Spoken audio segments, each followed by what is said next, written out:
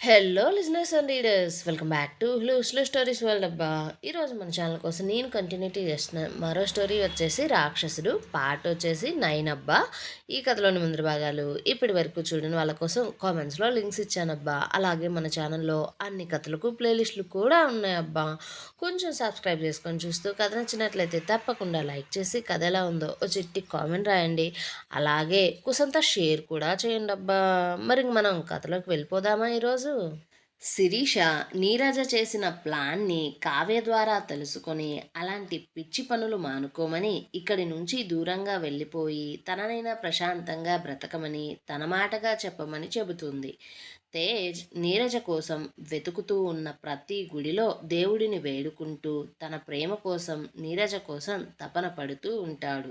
కానీ ఇంకోవైపేమో నీరజ నిరుపం కుటుంబం వారితో తనకు నిరుపంకు పెళ్లి జరిగింది అంటూ నేను అబద్ధం చెప్పడం లేదు అంటూ తన తాలి మీద ప్రమాణం చేసిన నిరుపం ఆమె బాధను అర్థం చేసుకోకుండా ఉండడంతో పాటు అతను కట్టిన తాలి మీదే అబద్ధపు ప్రమాణం చేయాలని చూడడంతో నీరజ నీటిలోకి దూకేస్తూ తనను తన భర్త మాత్రమే కాపాడాలి అంటూ స్విమ్మింగ్ పూల్లో ఈత రాక గిలగిలా కొట్టుకుంటూ ఉంటే నిరుపం మాత్రం ఆమె మొండి పట్టును చూసి మరింత పగతో తన కుటుంబం గురించి మనసులోనే ఎక్కడికి పోతుంది మొండితనం, ఇది ఆ నగేష్ గాడి కూతురే కదా, దీనికి కూడా వాడి దగ్గర ఉన్నంత బలుపే ఉంది, ఊపిరాడక అదే ఏదో ఒకలా ఈదుకుంటూ పైకి వచ్చేస్తుందిలే అనుకుంటున్నా అతని మనసు లోపల మాత్రం చాలా ఇబ్బందిగా ఉంది.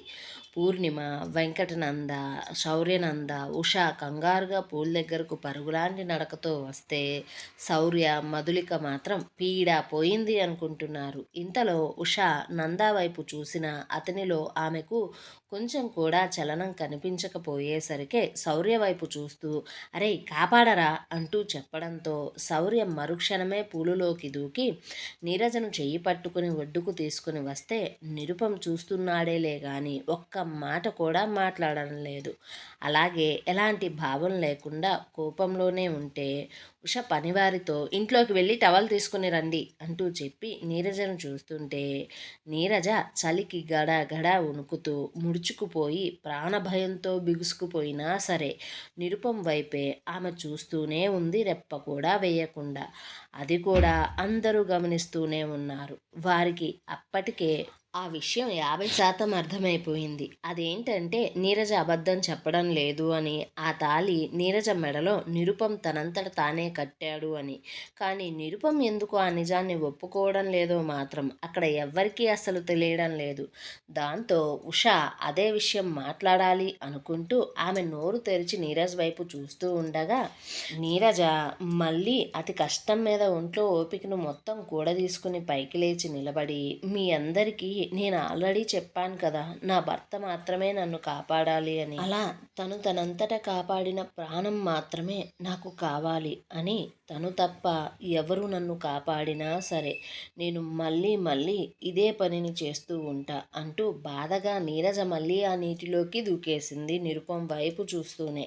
కానీ ఈసారి గిలగిలా కొట్టుకోకుండా తనే చావును కావాలి అని ఆహ్వానిస్తున్నట్టుగా నీటిలో ఎలాంటి కదలికలను చూపించకుండా చావడం కోసం ప్రయత్నిస్తూ ఉంది.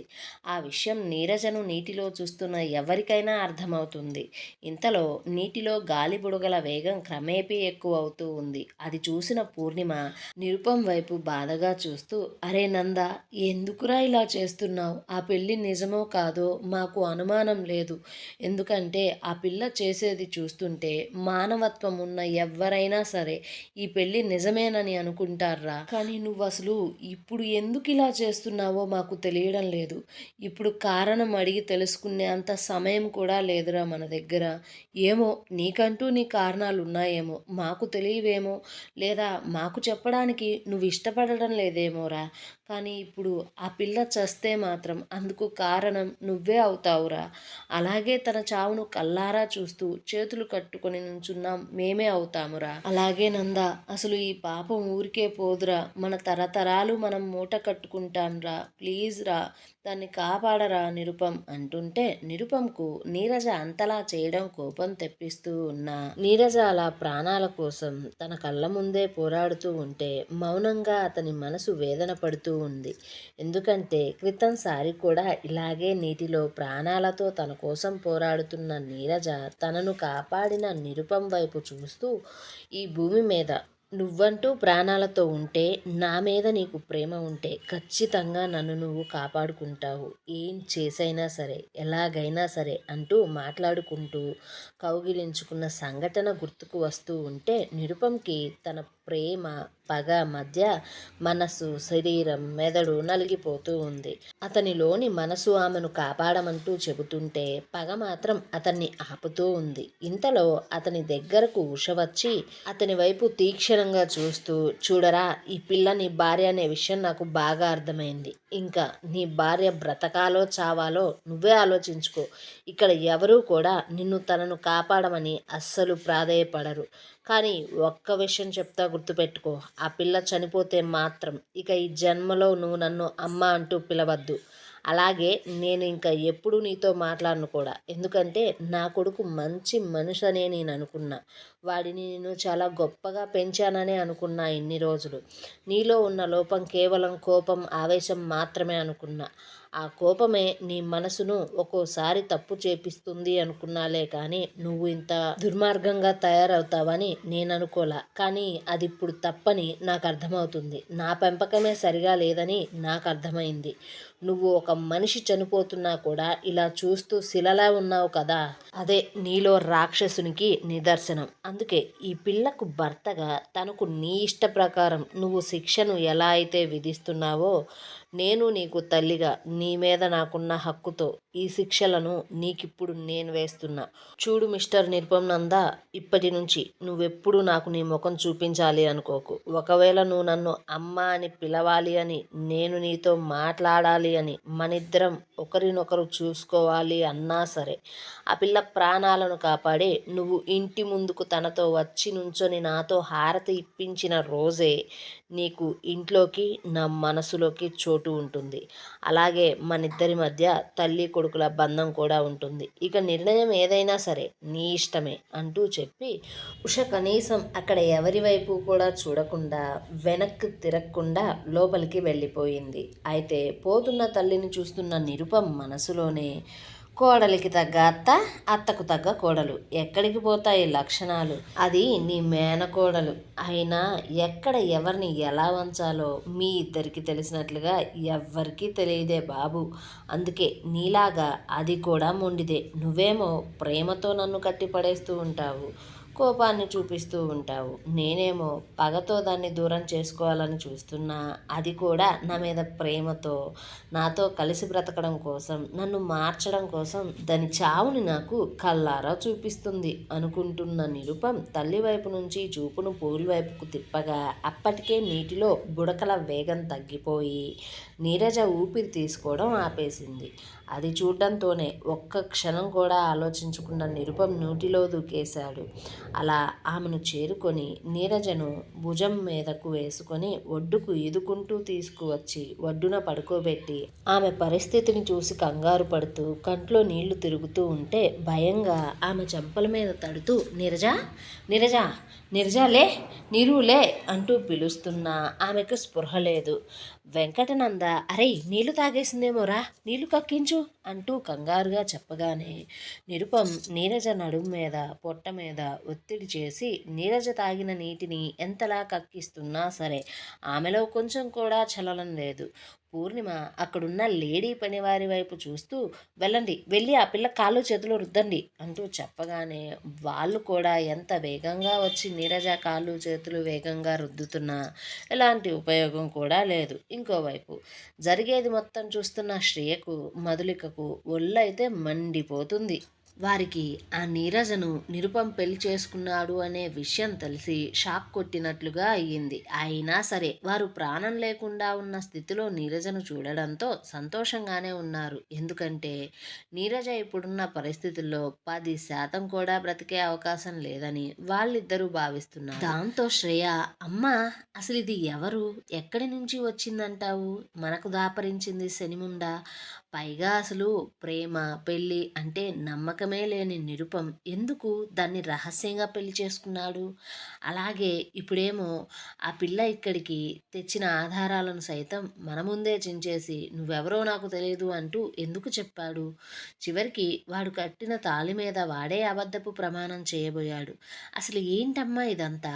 అయినా నిరుపం మనసులో ఏముందో మామూలుగానే తెలుసుకొని సావడానికి చాలా కష్టం.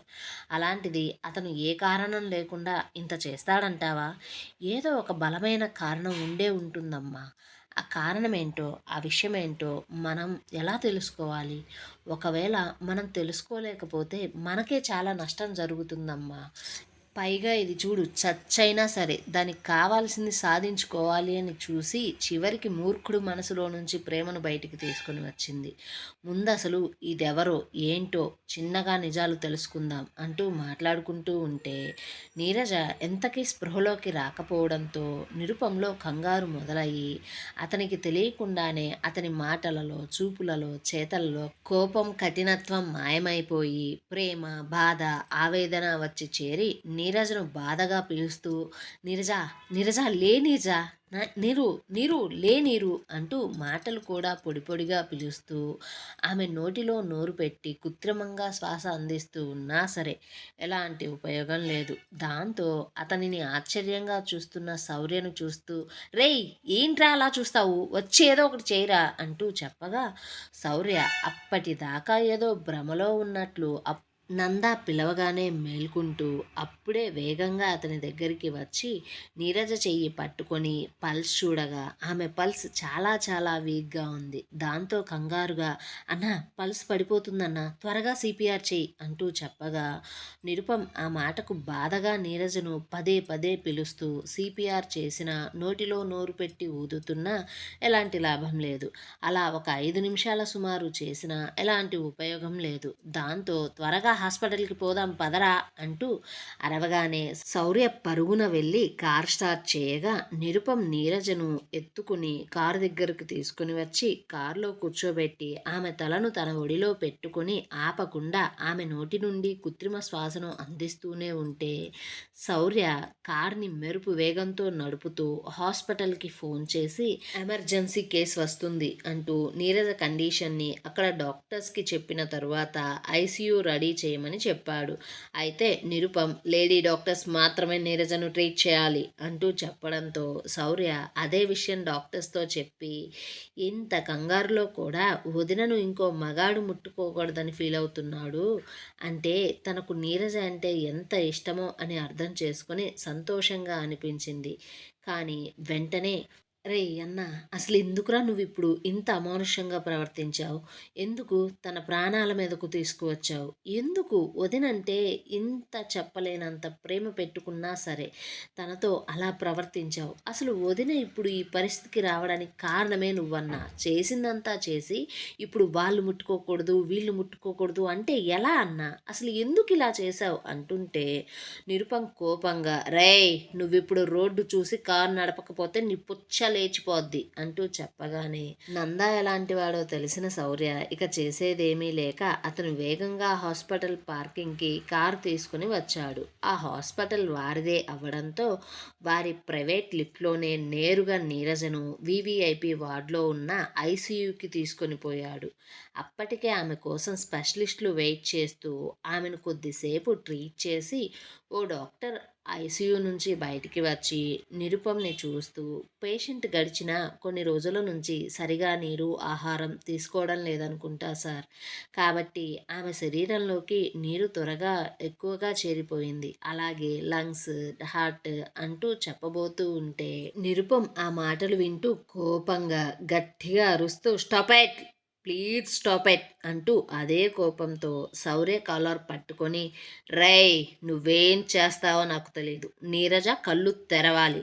ఒకవేళ తను స్పృహలోకి రాకపోతే అంటూ తనకు ఇప్పటి వరకు ఆ మాటలు చెబుతున్న డాక్టర్ వైపుగా చూస్తూ చంపేస్తా, తనకేదన్నా జరిగితే చంపేస్తా మిమ్మల్ని అందరినీ, అలాగే ఈ హాస్పిటల్ని భూస్థాపితం చేస్తా, గుర్తుపెట్టుకో అంటూ చెప్పడంతో ఆ డాక్టర్ ఆ మాటలు వింటూ నిరుపం నంద కోపాన్ని అతని ఎర్రని కళ్ళను చూస్తూ వణికిపోతూ ఉంటే శౌర్య తన అన్న చేతులలో నుంచి అతని చొక్కాని విడిపించుకుంటూ యూ డోంట్ వరీ అన్న నేను చూసుకుంటా అంటూ ఆ డాక్టర్తో పాటు ఐసీయూ లోపలికి వెళ్ళిపోయాడు. అయితే ఆ డాక్టర్ లోపలికి వచ్చిన శౌర్యను చూస్తూ డాక్టర్ శౌర్య తను మీ అన్నయ్య అయినా ఏంటి అసలు అలా ఉన్నాడు? పైగా పేషెంట్‌ని ఈ కండిషన్‌లో తీసుకొచ్చి బ్రతికించకపోతే చంపేస్తా అంటున్నాడు. అసలు ఈమె ఎవరు? అతనికి ఏమవుతుంది? అంటూ ప్రశ్నిస్తూ ఉంది. అయితే వీళ్ళెవ్వరికీ తెలియని విషయం ఏంటంటే అదే హాస్పిటల్‌లో రత్నం అడ్మిట్ అయ్యి ఉంది. అయితే ఆమె పరిస్థితి కొంచెం తేలిక అవ్వడంతో ఆ హాస్పిటల్‌కి వాసనకి అదంతా రత్నానికి తలనొప్పిగా అనిపించి ఆమె పక్కనే ఉన్న శిరీషను చూస్తూ టీ తీసుకుని రమ్మనగా శిరీష సరే అంటూ ఆ హాస్పిటల్లో ఉన్న క్యాంటీన్‌కి వెళ్ళడం కోసం చూస్తూ అక్కడే ఉన్న వార్డ్ బాయ్‌ని అడగ్గా పై ఫ్లోర్‌లో క్యాంటీన్ ఉంది అంటూ చెప్పడంతో శిరీష లిఫ్ట్‌లోకి వెళ్ళి ఒక బటన్ నొక్కింది. అయితే ఆ లిఫ్ట్ వీవీఐపీ వార్డ్‌లోకి వచ్చి ఆగింది. శిరీష లిఫ్ట్ ఓపెన్ అవ్వగానే లిఫ్ట్ నుంచి బయటికి వచ్చి చూడగా ఎదురుగా నిరుపం ఐసీయూ ముందు కంగారు పడుతూ అటూ ఇటూ తిరగడం కనిపించింది. ఏమండోయ్ భర్త కోసం ఇంత చేసిన నీరజను నంద భార్యగా ఒప్పుకుంటాడా? తన ఇంటికి కోడలిగా తీసుకెళ్తాడా? తన తల్లికి అసలు నిజాన్ని చెప్పి అతనిలోని రాక్షసుని చంపి నీరజతో ప్రేమగా ఉంటాడంటారా? ఎంతకీ నీరజ కనిపించకపోవడంతో నీరజ కుటుంబ సభ్యులు నందా కుటుంబం కోసం వెతుక్కుంటూ నీరజ దగ్గరకు చేరుకోగలరా?